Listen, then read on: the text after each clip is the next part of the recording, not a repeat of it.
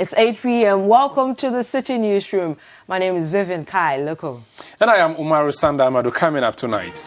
University of Professional Studies downplays fears of sexual misconduct by lecturers of the school after it dismissed 3 of them for the offence. National Commission for Civic Education, NCCE, calls on political parties to ban vigilante groups with immediate effect.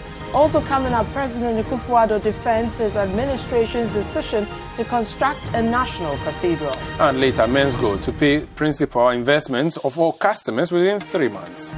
Let's bring you the details.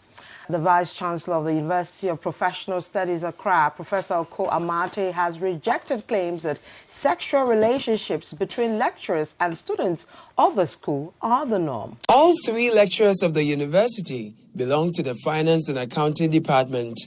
2 of them are said to have had multiple sexual relationships with one of their own students. Daily Graphic reports that a student got pregnant but was assisted by one of the teachers to abort it in his apartment. The student bled nearly to the point of death.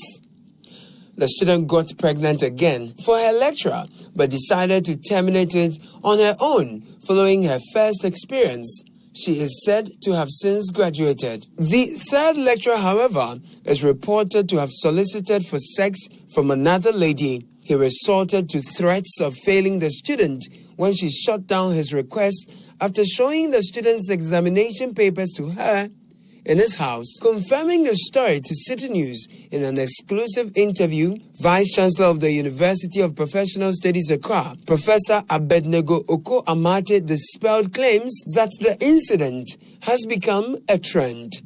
Now, the National Commission for Civic Education has called on political parties, especially the New Patriotic Party and the National Democratic Congress, to disband their vigilante groups with immediate effect. The activities of political vigilante groups have surged over the past few years, with the 2 leading political parties, that's the NDC and the MPP, being the worst culprit. These political parties have argued that the formation of these groups is necessitated by the inability of the country's security services to provide adequate security for them. However, there are widespread condemnations of the activities of these groups, with the latest being the attack on the Member of Parliament for Tafo Pankrono, who doubles as the Minister for Monitoring, Dr. Anthony Akosose. Speaking at a press conference today, the chairperson of the NCCE, Josephine Nkrumah, called on the NDC and the MPP to immediately disband these groups. The NCCE holds the considered view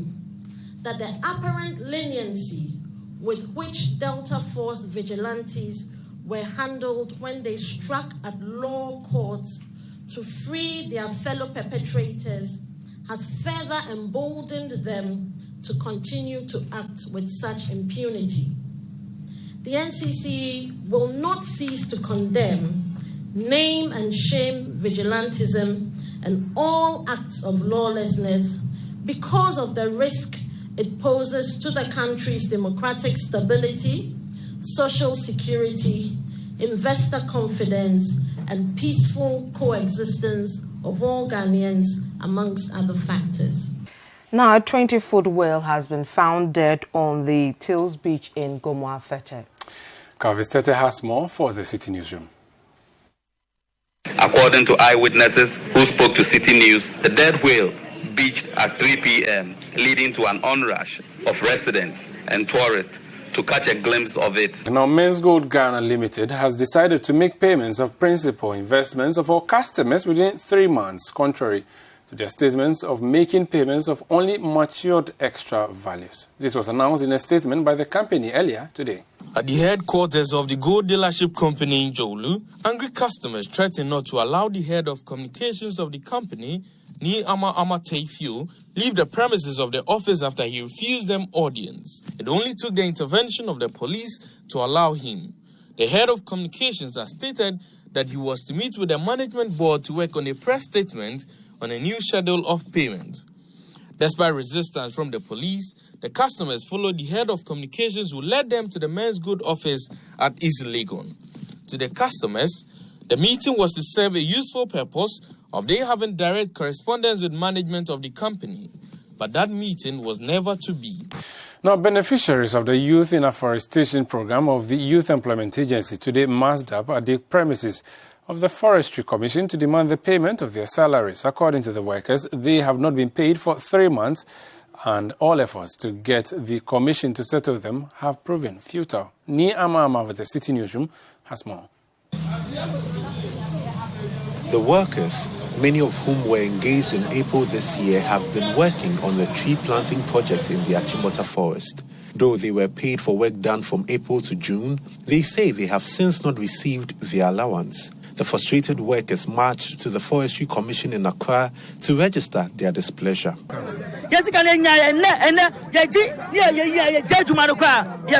Because obi timi hu am obi nyeden ekika we ba hon mapen mu ka say I buy for scheme of the 6 million pesos 600 pen ahead 6 million pen about 6 million anybody ba akukra pay Let's go to the next story. Now, President Nana Addo Akufo-Addo has mounted a spirited defense of his administration's decision to construct a national cathedral in the capital Accra.